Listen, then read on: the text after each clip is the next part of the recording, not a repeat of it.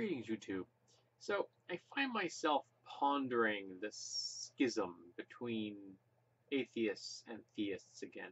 I recently found myself in a conversation with someone, an atheist, and as the conversation continued, the exchange continued, his adherence to this incredibly narrow view of the universe became farcical.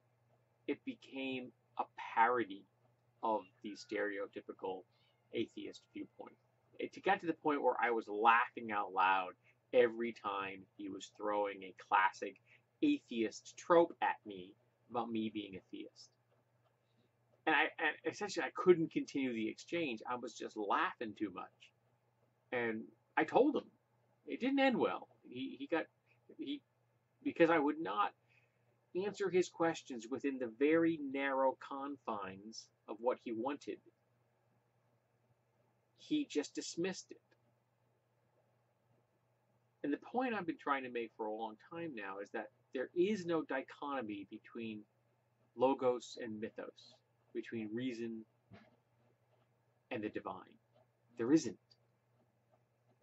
They exist completely separate from each other. But this particular atheist, and many other atheists I've encountered in the past, they want everything explained within the parameters of the specific narrative of the scientific method. And if it doesn't fit in the scientific method, they dismiss it. Which means, besides dismissing our spiritual connection to the divine, the fact that we are all spiritual beings, that we were born into the world as a spiritual being. That you must fit it in here within the scientific method dismisses art, music, philosophy. It dismisses many things that don't fit into that scientific method narrative. So I've been pondering, how do I handle that? Because I know I'll encounter this again. I'll encounter it here in the comments of this video. Well, recently I watched some videos from Innuendo Studios. It was actually a playlist my friend Jan showed me. And actually what was interesting is that when I watched the first video, I realized that I had seen this video before and I had intended to watch the rest of them. And I just never got around to doing it. There are a lot of videos on YouTube. And so I got around to doing it. I watched all of them.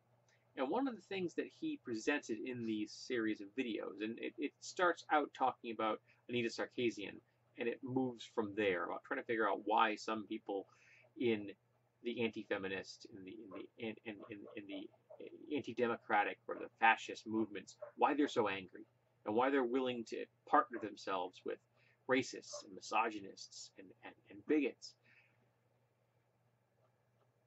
And one of the things he said is that when a person that doesn't drink is offered a drink and they say, no thanks, I don't drink, or a person that is a vegetarian or a vegan is offered non-vegetarian, non-vegan foods, and they say, no thanks, I'm vegetarian or vegan.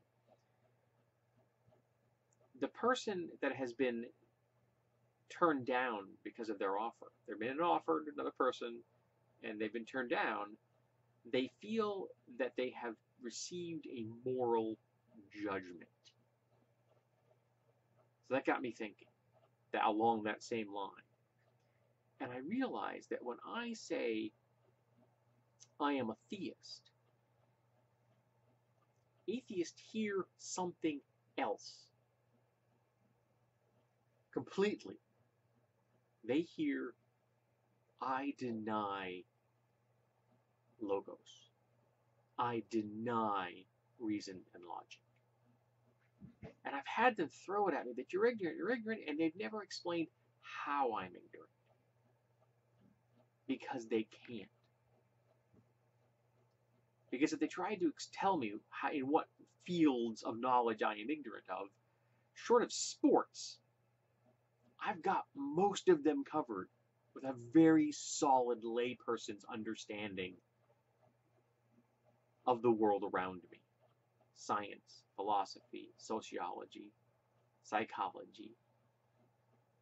I understand physics. I understand the mythos, how it can be used good and bad. conspiracy theories. I understand a whole lot of the universe. I defend women's rights to have their autonomy. I'm an intersectional feminist, which of course is counted against me by some of these folks. I defend our religious freedoms, our free speech. I defend evolution. I'm a defender of vaccination policies, of logic-based medicine. I'm not ignorant of these things.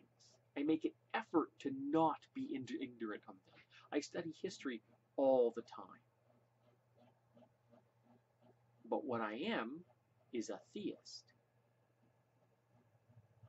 And so when I say that, they automatically assume that all the topics that I've just mentioned don't exist in my head. That all I have is theism. That I have replaced science with faith. And I've also said for a very long time that anyone that has tried to replace science with faith or faith with science is doing it wrong. You don't understand either. Because there is no dichotomy. There is no conflict between these two things. You can be deeply theistic and also be deeply supportive of science. Look at the people who are the very foundation of our modern world. Look at Newton. He was a friggin' alchemist. It didn't stop him from helping to lay the foundations of Newtonian physics, which really does cover a lot of things in day-to-day life. You can live quite well if you have a good understanding of Newtonian physics. Of course, most people don't. It helps more if you do have also understandings of relativity and quantum mechanics, things like that. And I have a layperson's understanding of these things. But I'm not ignorant of them. I'm indifferent whether they think I'm ignorant. But because they think I'm ignorant, they come to these false conclusions about the fact that you cannot be a theist and also embrace reason, and you can. There is no dichotomy. The two can exist together quite nicely inside the same person. So when I say I'm a theist, I am not saying I reject science. I embrace science. But I also embrace the divine. I also embrace my gods. I also embrace spiritual experience and experiences, multiples, that have led me to where I am. And yes, I pray every day. And yes, I enact charms all the time. I wear holy symbols. I have been known to cast spells. I perform religious rituals, specifically at Halloween, but other times of the year on occasion. I'm not what you call the most devout when it comes to ceremonies like that. But I've done these things, and I will continue to do these things. It doesn't mean I'm not a huge fan of Isaac Asimov's nonfiction writing, which I think he was far better at nonfiction than he was at fiction. I was stunned when I discovered his nonfiction work. If you haven't read it, rush right out now, find copies. I am not refuting logos when I say I embrace mythos. You can have the both in your life. Both can coexist inside the same person. And I'm still trying to figure out a way to convey that to atheists.